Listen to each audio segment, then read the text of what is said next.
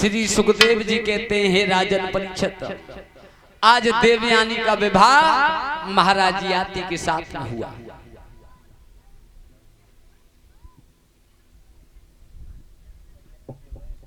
याति के साथ में शादी हुई।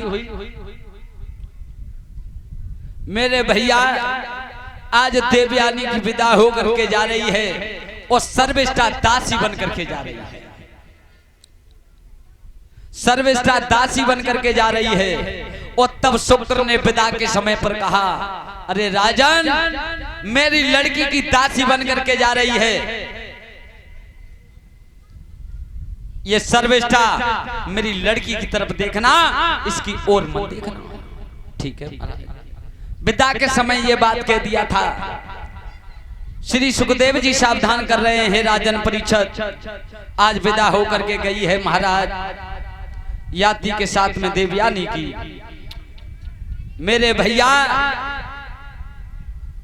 आज सर्वश्रेष्ठा को दास भवन में छोड़ दिया है और देवयानी राजभवन में रह रही है।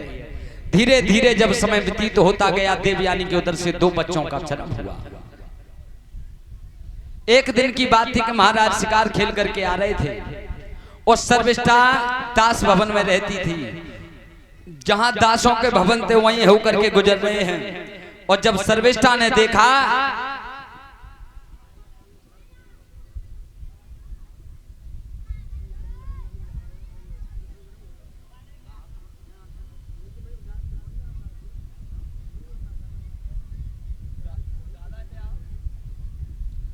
ध्यान करें श्रोता बंधुगो, आज देवयानी पे 2 पुत्र हैं, लेकिन महाराज शिकार खेल करके आ रहे थे।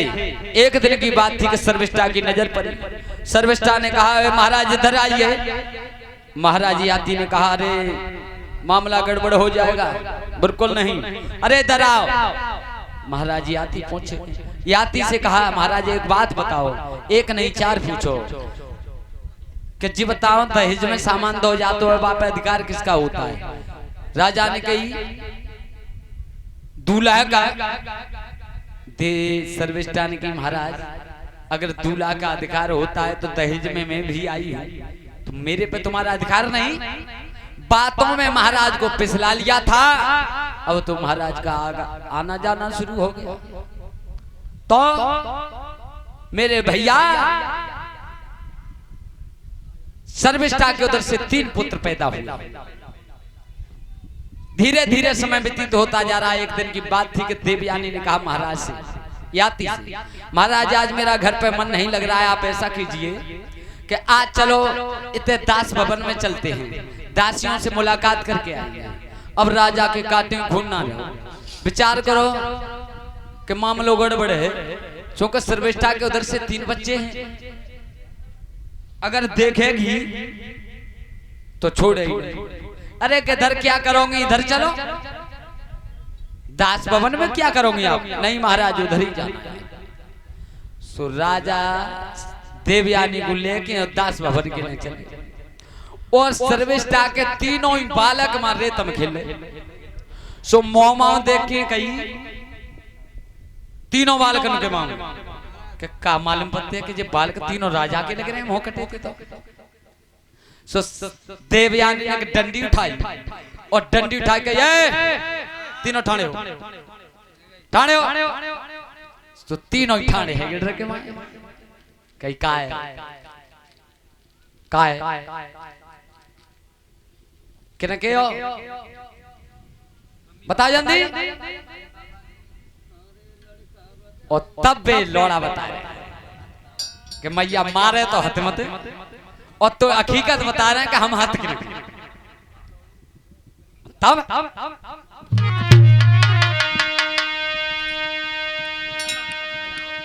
बेटा बताई रहे करी की हाथा,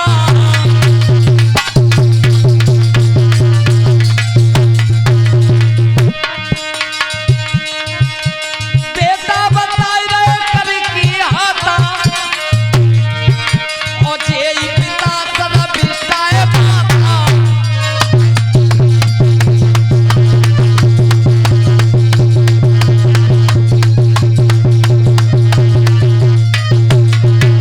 जो देवयानी कहीं मैया मारे तो अब तो हम सही बता रहे हैं, अब तो हम सही बता रहे हैं। सर्विस्टा हमारी मेहताई है और जे हमारे बाप। जब राजा माऊ हाथ गयो है और भूप को हृदय कांप गयो है।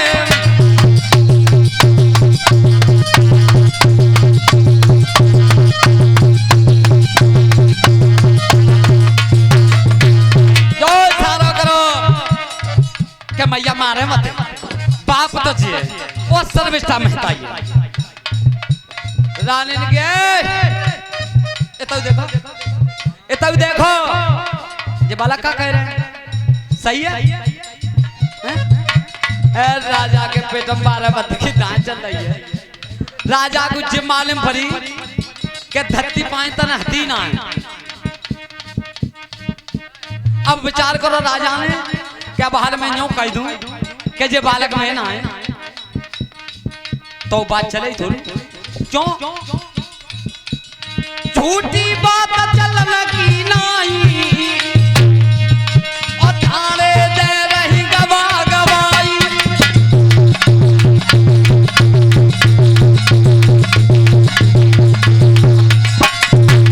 विचार करो राजा ने क्या हाल में यूं कह दूं कि ये तीनों बालक में ना है, ये तीनों ना है तो तीनों ही सामने मौजूद ठाणे। तब राजा ने वचन उचारे और तीनों बालक नारी हमारे।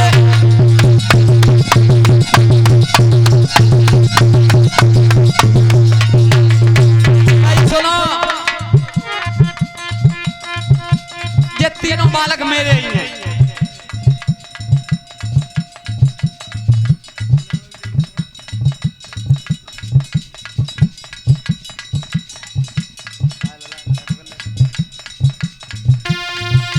तब कही कि तीनों ही बालक जो मेरे। रानी ने हाथ करम में मारे चुरिला हाथ लुके तोड़ारे।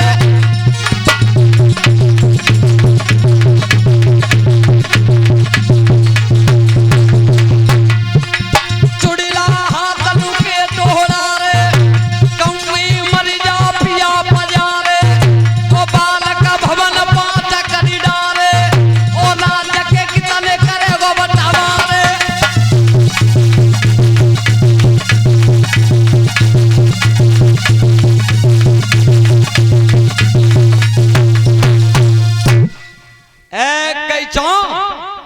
ये बालक कह रहे हैं सही है बिल्कुल सही। नारी ने कर्म में हाथ मारो गई पजारे। बालक भवन में 5 गद्दे और राज्य कितने बंटवारे करे हो और मैं बाप ने विदा के समय तो तिका गई कई काई। अब राजा पे जवाब ना चुपचाप नीचे को नजर करे बैठे ठाणे। तब कहीं यहीं ठाणे रही यहीं ठाणे रही भाल पे बाप भैया ने बुला के और क्या बात है तो भजतन में हाल कही देती है। ए लड़ाई हो तब देखो ने अपे पे को हाथ पकड़ पकड़ के ठाणी है जाए और कहते न्यू के मत जाए और मऊ के मत जाए। आज देवयानी ने कही भाल में अपने पिता को बुला के ला रही हूँ और मैं पिताजी ने कहा कही सो तुम पर नेकू मनी तो इतना है नहीं ठाणे रही हो भाल आते सो धरवाजी शुक्राचार्य के पास में पहुंची। शुक्राचार्य के पिताजी तुमने उनसे कहा गई और बात मनी ना है मुंह पे बालक है 2 बाप है 3। शुक्राचार्य ने कर्म में हाथ मारो रे राजा और तब विचार करो।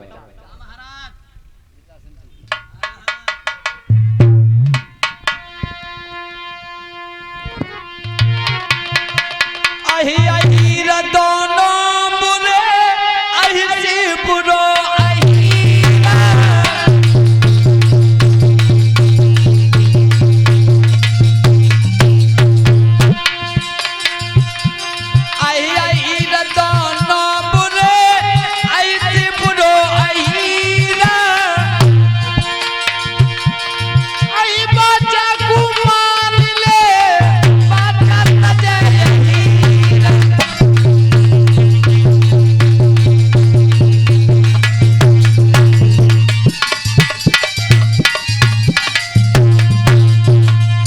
महाराज शुक्राचार्य ने विचार किया कि अहे अही दोनों बुरे, अहे से बुरो अही, अहे बाचा को मान ले बाचा तजे अही। जाते हैं अही रहते तो सांप अच्छो, बाचा मानतो गो, मानतो जाता जो तो मानो नहीं। क्रोध में आकर के श्राप दे दिया कि जा तू उसी समय बूढ़ा हो जा। मेरे भैया आज अश्राप दिया है राजा याति को। जब बुढ़े हुए देवयानी लौट के आई, देवयानी ने महाराज याति की तरफ देखा, बुढ़ापा है, चैन तो नहीं पड़ो, चैन नहीं पड़ो। फिर विचार करो कि महाराज पर तो बुढ़ापा आ गया। आज लौट के भागी, पिताजी से कहा, रे पिताजी ये तुमने क्या किया? हतकाए थे सही कर, वे तो बड़े बूढ़े है गए। शुक्राचार्य ने कहा, बेटी अब तो कुछ नहीं हो सकता, लेकिन एक जतन है। कौन सा? कि उनके 5 बेटे हैं और 5 बेटन में से उन्हें कोई जवानी दे दे तो उनकी काया तरुण हो सकती है और लड़के पे बुढ़ापा है। लौट आई, राजा याति थे कि महाराज ऐसा करो, तुम पे 5 बेटा हैं, तुम्हें कोई जवानी दे दे तो तुम्हारे शरीर से बुढ़ापा हट जाएगा और लड़के पे बुढ़ापा पहुंचेगा, तुम पे जवानी आएगी। महाराज याति ने सबको पूछा, 4 पुत्रों से पूछा, चारों ने मना कर दिया। छोटा लड़का था पुरु, पुरु ने अपने पिताजी को जवानी दी है। जवानी देने के बाद में 100 वर्ष तक रहे महाराज याति। 100 वर्ष के बाद में पुरु को राज्य देकर के, जवानी देकर के पुनः जंगल में तपस्या करने के लिए चले गए। बोलिए वृंदावन बिहारी लाल की। एक परमात्मा के नाम का भजन और फिर आगे कथा।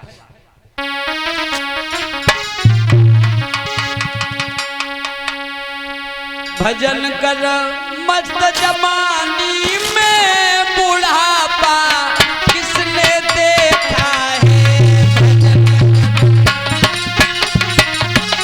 ताली बजाते हुए